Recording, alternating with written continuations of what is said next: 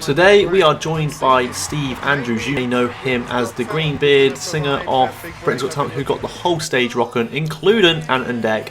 Or you may know him from his hits Where Did All the Plastic Go? Ladies and gentlemen, I hope you enjoy this interview. Into the sea, how does it get there? Who threw it away? Was it you or was it me? Hello everybody, I'm Steve Andrews and I'm an author, a writer, a singer-songwriter, a poet and, most importantly, a naturalist. I'm known for my green beard. I'm going to be answering some questions which Jack Ellis has very kindly asked me.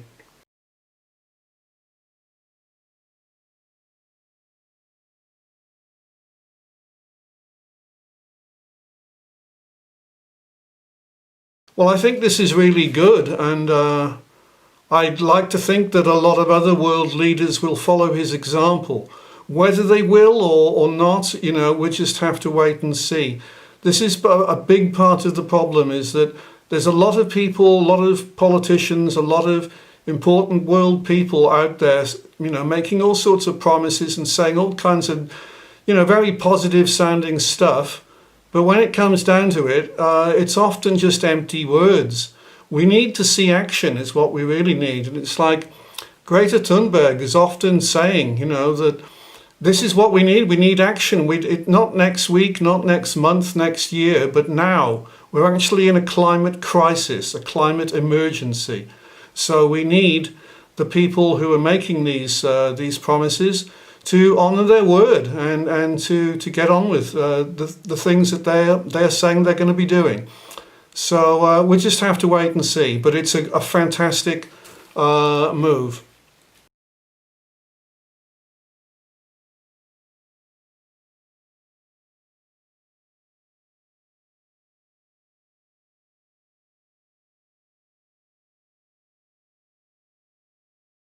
I'd love to think that they are. I would love to think that President Trump at long last has thought, hey, what have I been doing? We are in a real mess here and I'm just making things worse. My God, I better change course. But I don't see any evidence of this at all. President Trump, in my opinion, is one of the most destructive people on the planet, and just about everything he says and does is really negative and often just sounding like insane. So I don't think we can hope for much from him. But as for the next president, well, again, we have to wait and see. We have to hope that we get somebody decent in power. Personally, I would think, like, if Bernie Sanders could get in, now that would be a different question completely. Bernie Sanders, a lovely man, and I'm sure Bernie would do all he can. But, who the other candidates would be and who would get in, again, we just have to wait and see.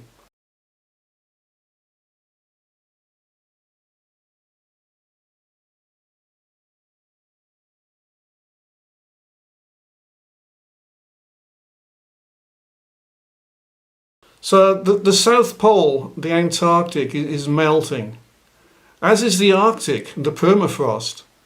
And in fact, the Arctic has just had record temperatures up there. The forests up there in Siberia, Alaska, are on fire. This is like really, really worrying. This is evidence, if anybody needed any, that we are in a climate crisis, a climate emergency. And the world is being changed at a fantastic rate. And what we really need to think about is, are we able to do anything about it? Or is it too late? Have we passed what is called a tipping point? I really, really, really hope we haven't passed any tipping points and that we can do something. But we have to get a move on. It's no good people saying, oh, well, I'm promising to do this, or my government is making, inroads towards handling this, or blah, blah, blah. A lot of it is blah, blah, blah that sounds great, but it doesn't amount to anything. We need action. This is the most important thing. We need action, and we need it now. Not next week, not next month, now. And if the ice continues to melt and the permafrost continues to melt, then obviously, and I'm going to use the word obviously we're going to get sea level rise, because the ice has got to go somewhere. When ice melts, it becomes water. So there's going to be a lot of fresh water going into the oceans at both poles. This is not good. And besides that, it just changes the complete balance of the planet. For years and years, we've been able to think, on this planet we have two poles, at least very cold areas, and in the middle of the earth we have the tropics, and it's very hot there. But now we have heat at the poles, and we have the poles melting. This is a serious mess. That's all I can say it is. It's ridiculous. It's like, when I was younger, I never even dreamed of anything like this happening. You don't think about stuff like this. But it's there now. And it's a massive sign. If anybody needed a sign of a climate crisis, climate change, whatever you want to call it, this is it. The poles are melting. Now, when it comes to marine life, it's going to have a terrible effect on them, because all of the marine creatures and the marine birds and the marine mammals, the seals, the whales, they all depend on the planet being as it has been for a very long time. And they know where to go, they know where their food sources are. Many of them have complex life cycles, they may have to migrate. And all of this is being changed in a ridiculous speed that many of them will not be able to compensate for. Maybe they will, maybe they'll be able to adapt. We just don't know. It's all happening so fast, and that is what is really worrying, the speed at which things are happening. So I think it's impossible to say, apart from what the outcome of all this will be. But what can be said for sure is that the poles melting is going to have a terrible effect on the rest of the world. And what is happening, as far as I'm concerned, is that the planet is trying now to rebalance itself. This planet has been balanced for a long time, but the actions of humans have caused major imbalances, and they continue to do so. The deforestation is appalling. And as we continue to destroy the system, the balance which is there, the ecosystem, all we can expect is for appalling consequences, and we can expect the planet to be trying to restore the system which it has had and which was working. And I'm afraid, we're gonna get more of the things we don't want. We're gonna get more appalling storms, terrible wind, hurricanes, flooding, drought. All these things which we're seeing in the world now, which are causing havoc, are just going to keep increasing, because we have put the planet completely out of balance by violating how we're supposed to be living here. We live in an unsustainable way. That is the most important. The civilization that we're living in is unsustainable. We are consumers. And we're brought up to be consumers. Everybody is being pushed to get more and more. Buy this, buy that. You need this, you need that. You're not good enough without this, that, and the other. All this stuff. And even now we've had the lockdown and people have not been able to go out, people were still going out for what were called necessary goods. Okay, you could go and do necessary shopping. But what was necessary? That's a question. I think one of the good things about that is that people have to think about, what do they really need? What do I need to buy when I can go out? But as soon as they ease up on the lockdown, what happens? People start going out again and buying all sorts of stuff that they don't need. And the manufacturers, of course, they're going to encourage this. The advertisers are going to encourage it, because they get paid by the manufacturers to sell their stuff. And that is the problem. It's a massive problem. We're all consuming too much stuff, and we're not looking after the stuff we've got. A lot of the stuff is built to be thrown away. It's a consumer society. I'm sure you've heard that. And this needs to stop. And if it can't stop, it certainly needs to be slowed down. We all need to think about what stuff do we need? What stuff do we really need to buy when we go out? And it comes down to everything. It comes down to clothes, like, do I really need a new shirt? Do I need a new hat? Can I not make good with what I've got? And it's so much stuff. You just got to go to a shop and see all the stuff and see all the shoppers. And this just continues on and on and on and on. And all of it is unsustainable. And that is the big problem. And but I was talking about the polar melt and the heat at the poles. But it's all a sign of the world being out of balance. And I'll leave that question there. Well, I think that one of the most serious problems of all is the plastic pollution problem. And plastic is everywhere now, and I mean everywhere. Plastic is at the poles, plastic is on the peaks of the mountains, plastic is in the bottom of the sea, plastic is in nearly all of our foods, plastic is in water, plastic is in living creatures. The living creatures are eating plastic all the time. Often they don't know, but they are eating it. The creatures in the sea are mistaking it for food.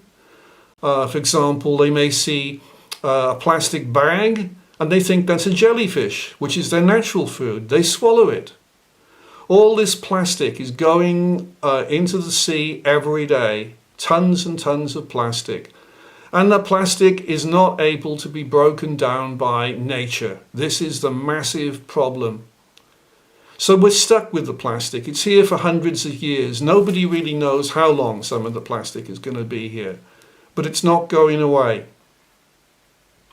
And as I say, the plastic continues every day to be going into the oceans. It comes down the rivers. It comes down the drains. It gets tipped into rivers in some parts of the world. In many parts of the world, you can't even really say it's the people's fault there. It's not. They do not have a system that has been organised to recycle and to dispose with rubbish. Plastic is a new thing. It's been taken to these countries and they don't know how to deal with it. In the past, it was okay to throw their rubbish away. It was okay to throw stuff in rivers and in the sea, because it was natural stuff and it would break down. And that is the problem, that plastic cannot break down. So we're stuck with it. And it's in the food chain. This is really serious.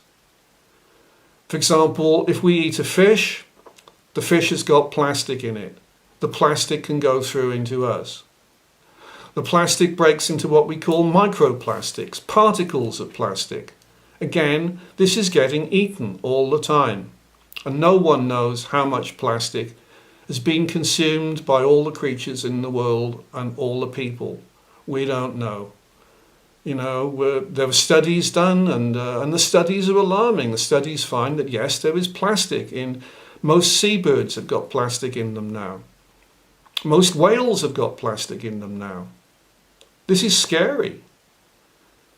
Because we do know that it kills, plastic kills. So I think the most important law, I don't know what the law would be, but it would certainly be to do with tackling plastic pollution.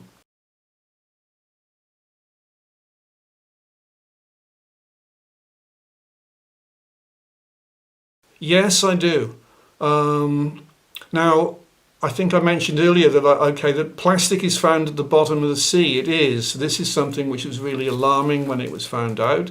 Yes, there was plastic at the bottom of the oceans. People think, the plastic, it floats about. That's terrible. Well, a lot of people don't realise that not only does it float about and it breaks down into tiny bits which are floating about, but it also sinks. All the plastic which is heavier than the floating stuff is going to sink. Where does it end up? On the bottom of the sea. What happens to it on the bottom of the sea? Unfortunately, the creatures at the bottom of the sea eat it. They haven't got much food down there. They're all really specialised creatures that live in fantastic depths. And they They have special ways of finding food. Many of them have light sources to help them see in the dark, and also to attract other creatures which they then eat. Many of them have huge extendable stomachs so they can swallow things which are much bigger than themselves. But all of them have a shortage of food, and they have to eat what they can find. Unfortunately now, a lot of the stuff they're going to be finding is plastic. So we have a plastic problem on the bottom of the sea. Now, to answer the question though, do I think there's any plastic to be discovered? Yes. I think that scientists are going to be discovering how much plastic is out there. I mean, this is being worked on all the time, exactly how much plastic is in the sea, and how much plastic is in all the animals and the seabirds in the sea.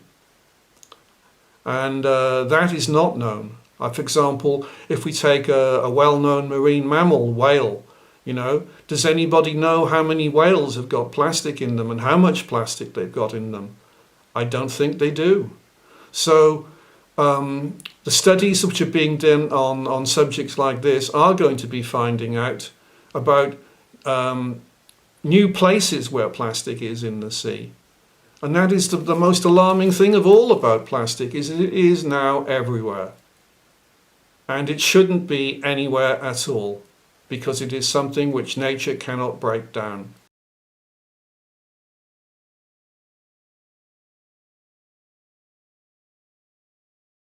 Well, I think that is brilliant. I really do. I think that's a fantastic step forward.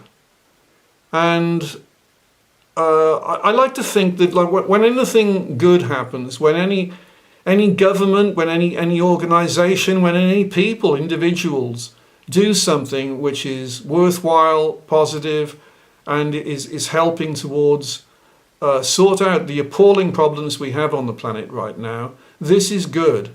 And every good action should be commended and said that yes, this is fantastic, this is really well done.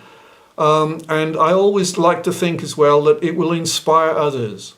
So the UK has set a really good example with doing that, and they should be commended for that.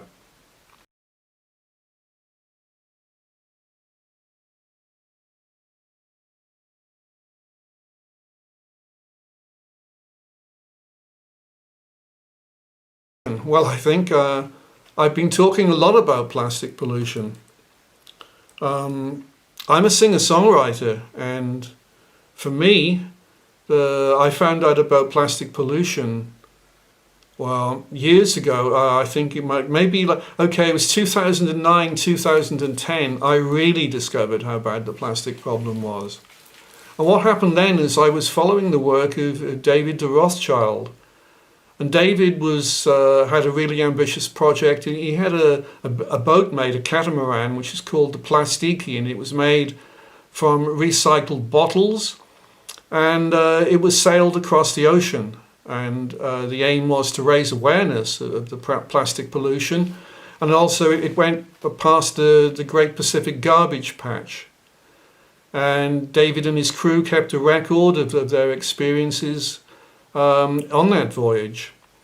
Well, I started following David's work then, and I discovered far more about how much plastic is out there.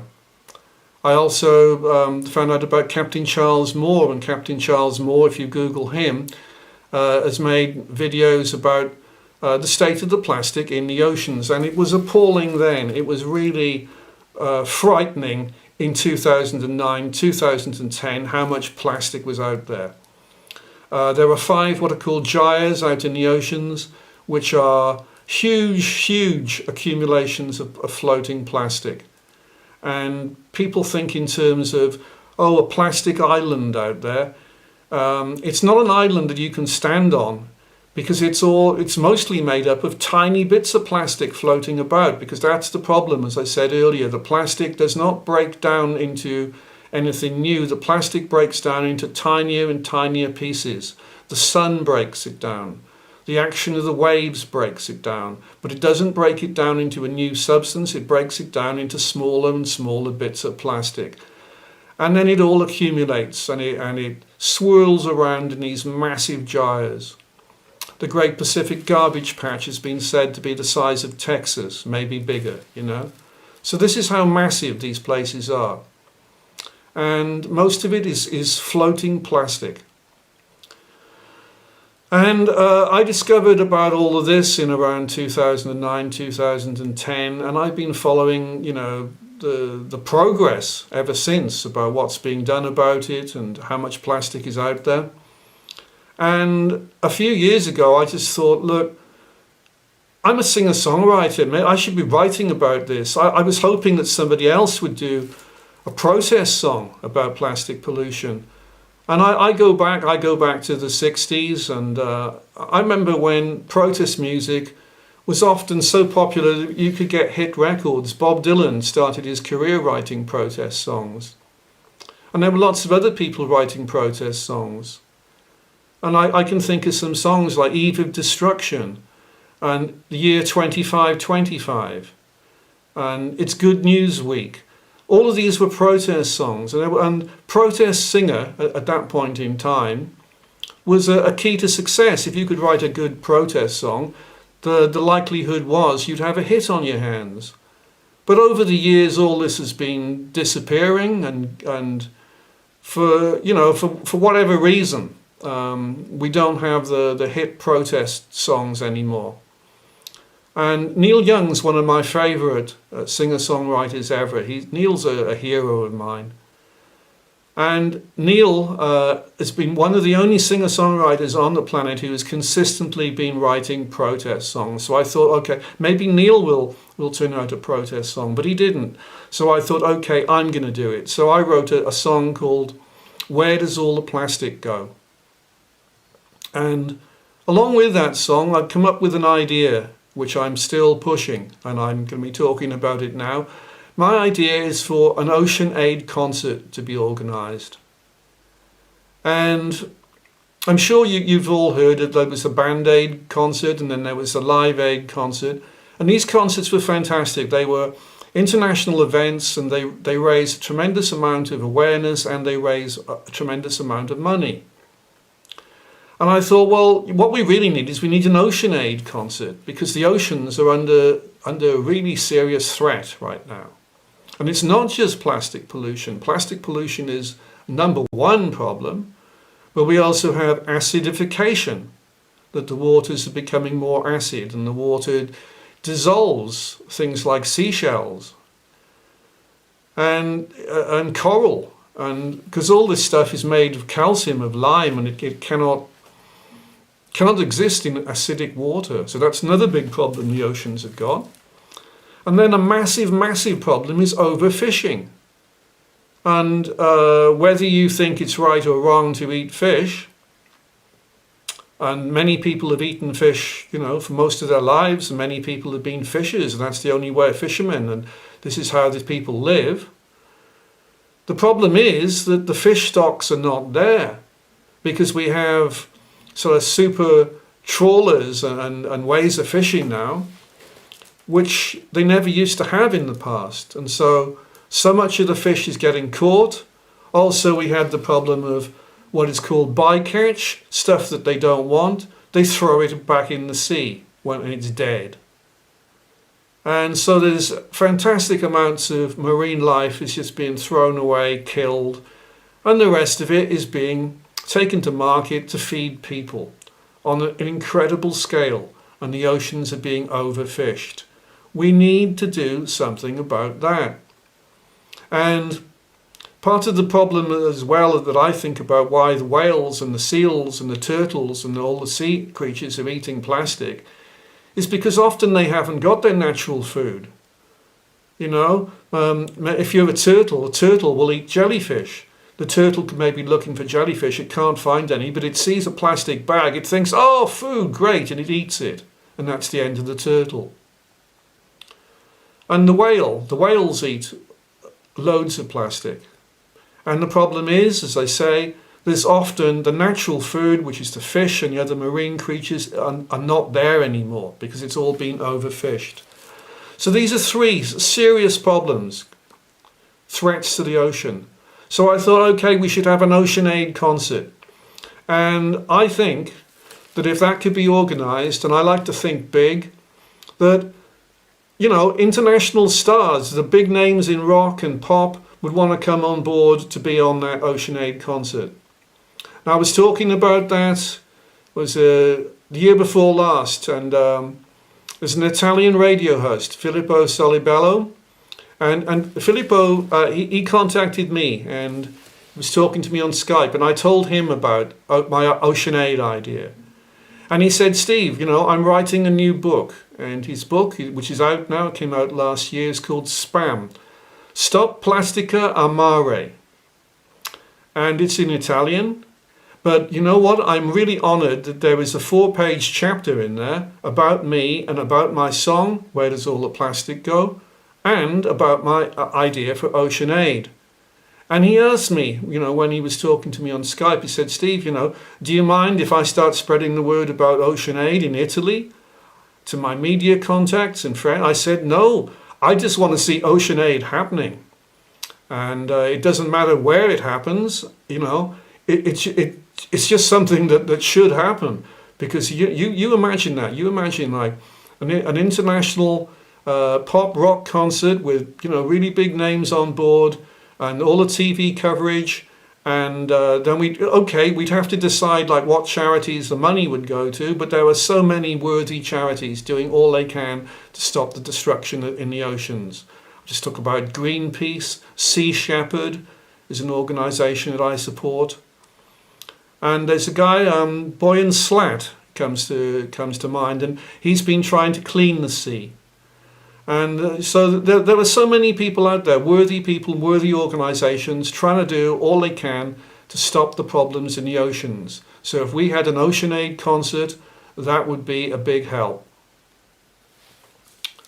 I've been asked, you know, as well about what do I think about the littering of the beaches. Well, I think it's appalling. It really saddens me. And I've seen like the recent news of after the lockdowns that people in Britain were being allowed to go on beaches, and oh my, it was heartbreaking seeing the mess they've left. And it's almost like, you know, words fail me sometimes, you know, and I'm a writer, but you know, what is the matter with those people? You know, what? There's all these other people around the world doing all they can to stop the plastic pollution, clean up the plastic. And then we've got, I mean, you know, people talk about minority. It's not a minority. There's people all around Britain, thousands of people were flocking to the beaches and leaving plastic litter all over the beaches and at the seafronts. It's heartbreaking. And just, what can I say? What can I say? I could say these people are stupid, which they are. I could say these people are irresponsible, which they are. I could say these people are antisocial, which they are. And I could also say that these people are destroying life. They are committing a new crime of what is called ecocide, because they are destroying life, they're destroying nature. They are putting plastic into the environment, which kills marine life, it ends up in the food chain, and it's getting into us. Because we're top of the food chain, or we like to think we are, so we like to think we can eat what we like, so we do. And we eat marine creatures, and we're eating plastic. And as I said earlier, plastic is in everything anyway now. Plastic is in water. You can buy a bottle of water, and there's plastic in it. So this is how insane it is. So all the people leaving plastic litter at seafronts and on beaches are contributing to the ocean pollution by plastic. And I think it's disgusting, very sad. I think it's a wonderful organisation and group on Facebook that Jack Ellis has founded, and I'm very proud to be helping him. And what I think is particularly good about it is, for one, it's international. It started off, you know, Jack was intending it to be for British people, but it expanded.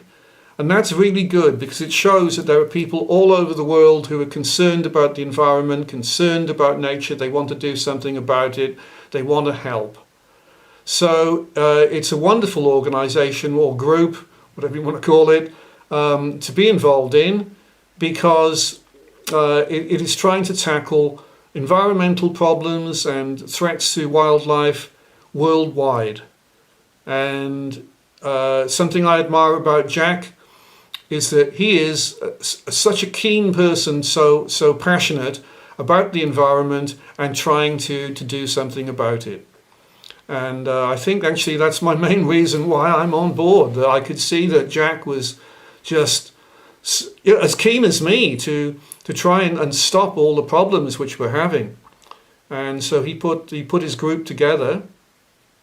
And I'm very happy to see the numbers which have grown, and we're going on for 1,000 members now.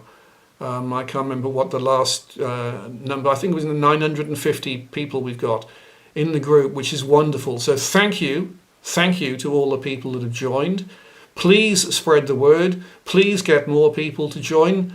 Tell your friends, and let's make this a really massive organization doing something about the environment, about nature, about wildlife, doing all we can and sharing information.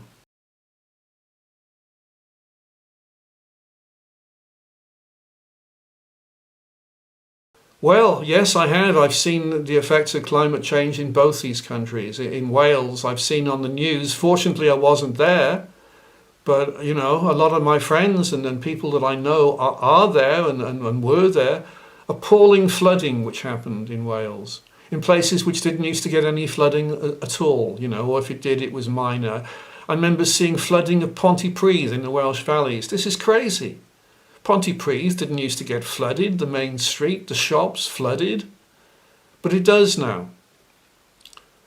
And, sometimes I've thought about, I'd like to move back to Wales, and I've thought, I could move up the valleys.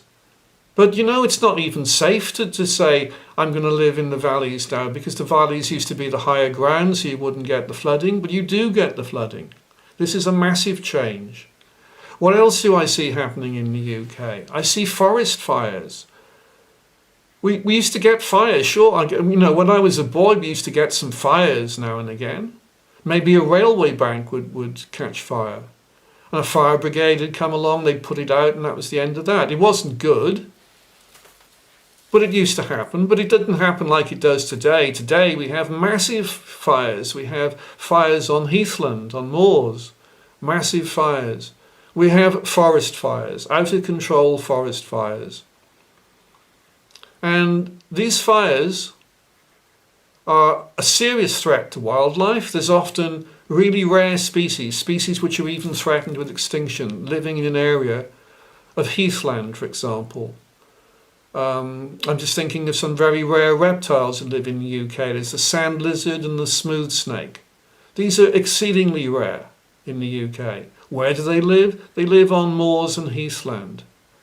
What happens if it catches fire? Well, I'm afraid those lizards and those smooth snakes are going to die unless they can get away quicker.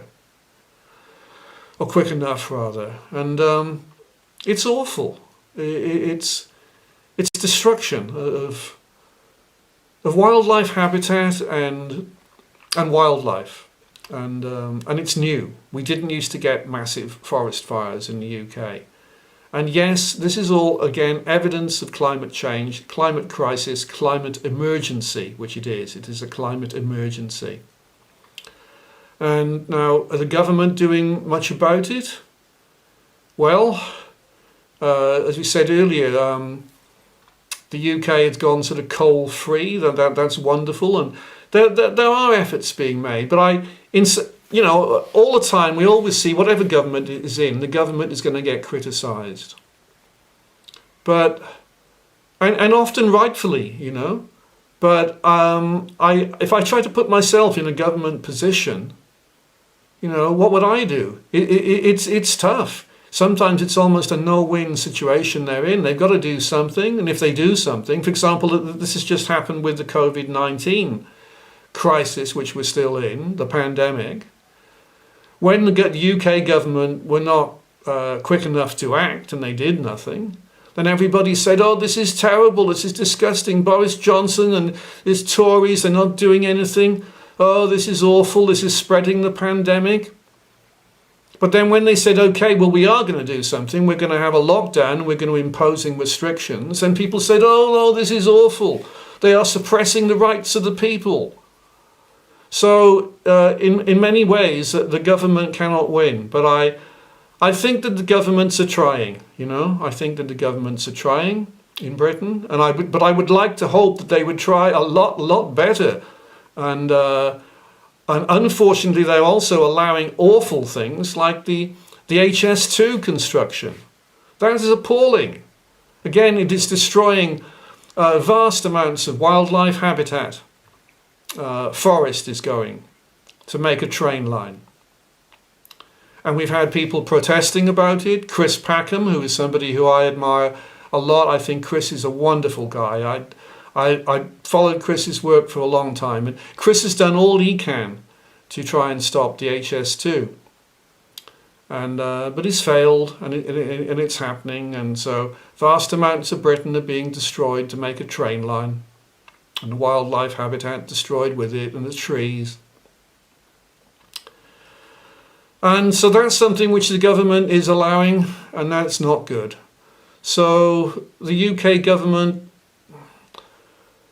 I suppose I would say that they're not doing nearly enough to help the situation, and I'd like to see them doing a lot more, and I'd like to see them stopping doing very destructive projects like HS2. In Portugal, where I'm living now, the government over here have got awful problems, like all the governments worldwide, because all the world now is threatened with the climate crisis. All the world is threatened with plastic pollution.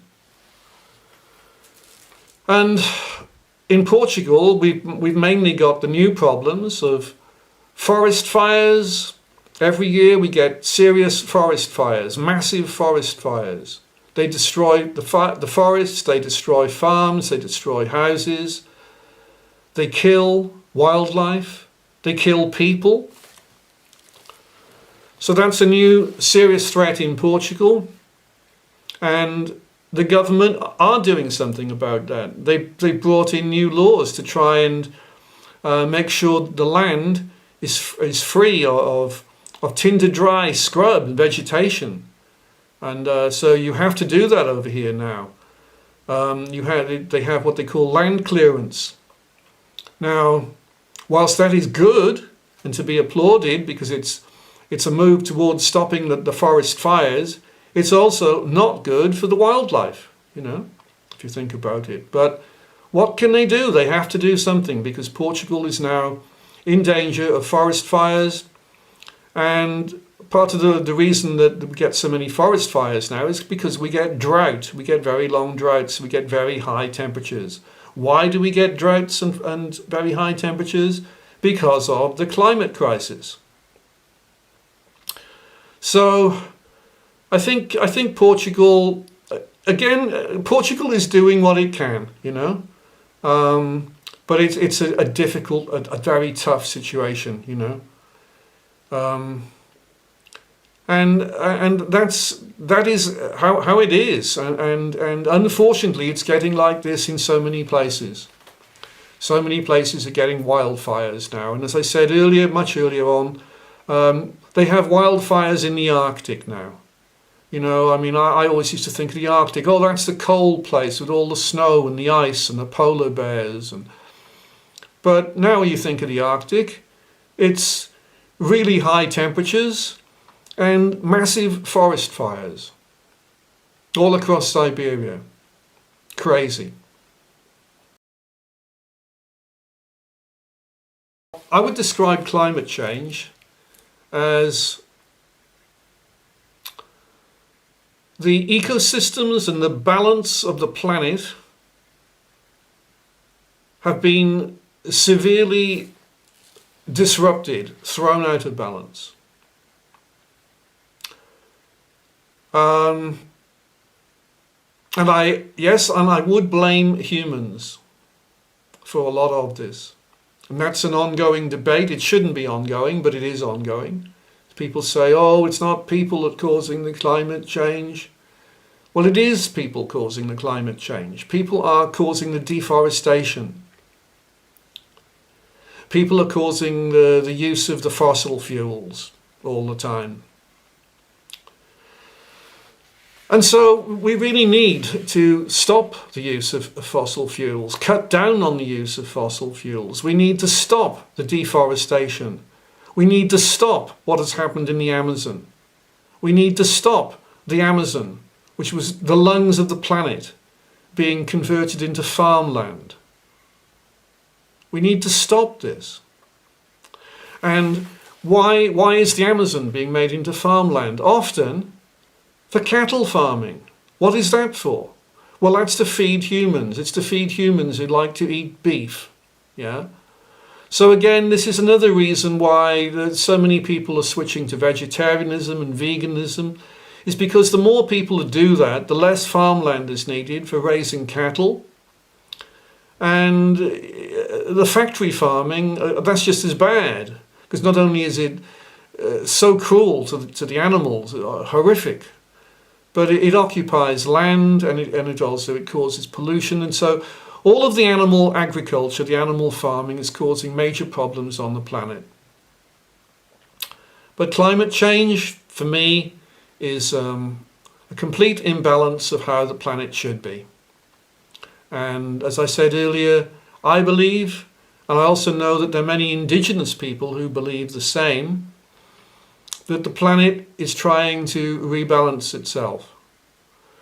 And the planet rebalancing itself and restoring order will do so with flooding and tornadoes and hurricanes and all these things which we're scared of, which we worry about.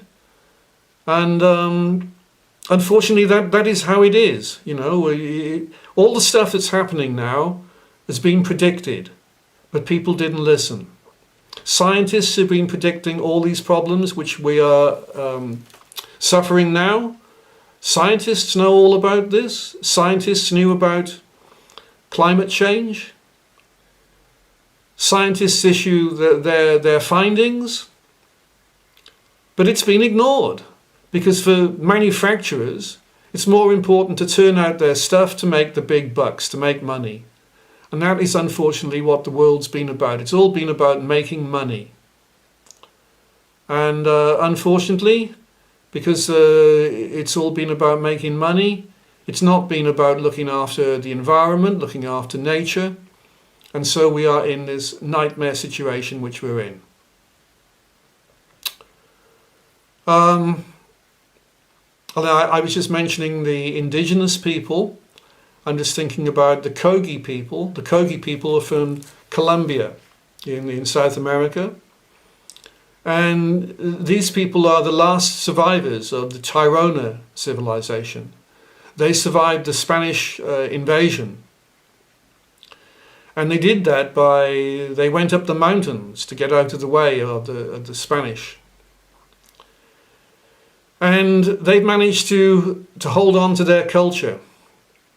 And they have a belief system that they call themselves the elder brother. And they believe that they were made before the younger brother being us and the rest of the world. And they believe that they are the guardians of the planet. And they have many things that they do, which they regard as their sacred work. And they have signs that they understand the ecosystem of the planet. This huge mountain chain which they live on, which is called the Sierra Nevada de Santa Marta, is a place which has examples of all of the microclimates and the different areas, habitats you have on this planet. And they know what should be in each of these different places. Well, they found out years ago that the snow and the ice and the cold which be up on the mountain peaks was not there. They saw that the plants which grow up there in the tundra conditions, that it was too dry and the plants were dying and crumbling to dust. And they knew this was a major warning. They saw that the clouds had gone, and they know that without the snow and without the rain and without the water, that everything will die, because the water is coming from the mountains, the rivers come from the mountains, and it goes downhill and it feeds all the forests and the land below. And if there isn't any water, everything will die. And this worried them. So they broke their silence and they made a documentary. The documentary, which I recommend, and I've been recommending this for years, Google it, find it, From the Heart of the World, The Elder Brothers Warning. This documentary went out on BBC Two in 1990, and the Kogi Mamas, the Mamas, by the way, are the leaders of the Kogi people. Mama means enlightened one. The Kogi Mamas were warning that we, the younger brother, must stop doing all this destructive action. You know, we must stop the mining, the drilling, the extracting of minerals, petrol, oil. We must stop the deforestation. And they said that if we don't do this, the world will come to an end. That is what they believe. And at the end of the documentary, after giving their warning, they said that they were closing a bridge to their sacred land, which they had allowed the director of the film, Alan Herrera, to come into, and that they didn't want to have any more to do with us now. They had given their warning. Since then, they had seen that, unfortunately, the younger brother has not listened to their warning. And so they made a second film. They made a film called Aluna.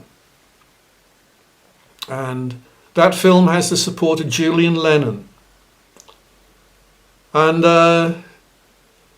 it is to be hoped, and the Kogi hope, and the other indigenous people all around the planet hope, that we, the, whatever you want to call us, the civilized people, that we get our act together, because we're destroying everything. That is what it comes down to. We are destroying everything. We're destroying our home.